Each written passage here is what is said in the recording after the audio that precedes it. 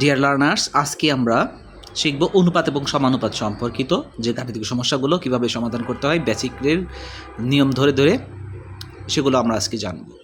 অনুপাত এবং সমানুপাতের খুব বেশি অঙ্ক আমাদের কমন পড়ে না, তবে যেগুলো যে নিয়মের অঙ্কগুলো আসে সচরাচর আমরা সেগুলোই সমাধান করার চেষ্টা করব। এইগুলো করলে ইনশাল্লাহ আশা করা যায় যে আমরা অনুপাত সমানুপাতের অঙ্কগুলো আসলে সহজেই করতে পারবো। প্রথম টাইপে আমরা দেখি পনির ও তপনের আয়ের অনুপাত 4:3, 4:3। তপন ও রবিনের আয়ের অনুপাত 5:4। পনিরের আয় 120 টাকা। যদিও আমি এখানে বাংলায় লিখে ফেলেছি, আমরা এতটুকু আপনারা ক্ষমা সুন্দর দৃষ্টিতে দেখবেন। টাকা হলে রবিনের আয় কত? এই অনুপাতগুলো যখন আমরা করব, দেখা যাচ্ছে এখানে নাম আছে 3 জনের। তো নামের প্রথমে আমরা অনুপাতের অংশটা আমরা দেখি। প্রথমে পনির ইস্টু তপন। পনির ইস্টু তপন দেওয়া আছে 4:3 এবং পরবর্তীতে দেওয়া আছে তপন ইস্টু রবিন। তপন ইস্টু রবিন দেওয়া আছে 5:4।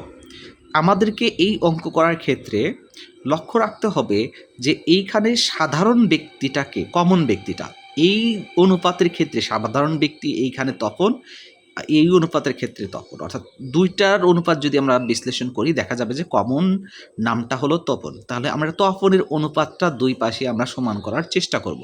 অর্থাৎ এইখানে আনুপাতিক আকারে তপন আছে 3, এইখানে তপন আছে 5। এই ক্ষেত্রে আমরা করণীয়টা কি, যে এই দুটা আমাদের সমান করা। এখন কিভাবে সমান করব? সেক্ষেত্রে আমরা এইখানে তপনের যত আছে আর এইখানে তপনের যত আছে তার লসাগু করব। তাহলে 3, এখানে 3 আর 5-এর লসাগু 3×5 = 15। তাহলে 15 হইতে 3কে কত দ্বারা গুণ করতে হবে? 5 দ্বারা গুণ করতে হবে। আর যদি আমরা দেখি যে 3 এবং 5 যেটা যদি দুইটাই আমার মৌলিক সংখ্যা হয়, তাহলে লসাগু বের করার কোনো দরকার নাই। আমরা 3কে গুণ করব, এই অনুপাতটাকে গুণ করব নিচে তপনের 5 দ্বারা, 5-এর যে অংশ যতটুকু অংশ আছে তত দ্বারা, আর একে গুণ করব, এই অনুপাতটাকে গুণ করব উপরের তপনের যতটুকু অংশ আছে। অর্থাৎ আমাদের মেইন ফোকাসের জায়গা হলো এইটুকু জায়গা আমার সমান করা। তাহলে একে যদি আমি 5 দ্বারা গুণ করি, তাহলে 4কেও আমি গুণ করব 5 দ্বারা, 3কেও গুণ করব 5 দ্বারা। তাহলে 4×5 = 20 ইস্টু 3×5 = 15।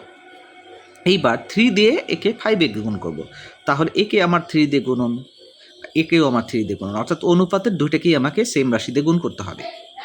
তাহলে 3×5 = 15 ইস্টু 3×4 = 12। এখন আমাদের ক্ষেত্রে দেখা যাচ্ছে যে এইখানে তপন 15, এখানেও আমার তপন 15, অর্থাৎ আমার সাধারণ ব্যক্তির আনুপাতিক মানটা আমাকে সমান করতে হবে।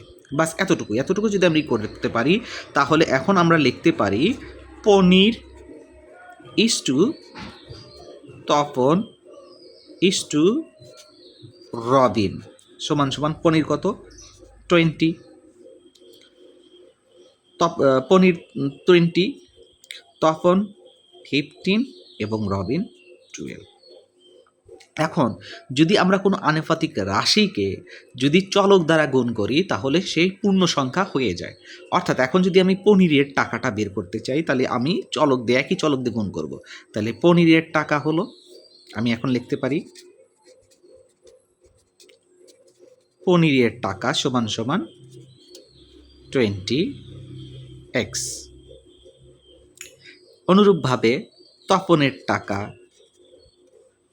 টাকা সমান সমান 50x। রবিনের টাকা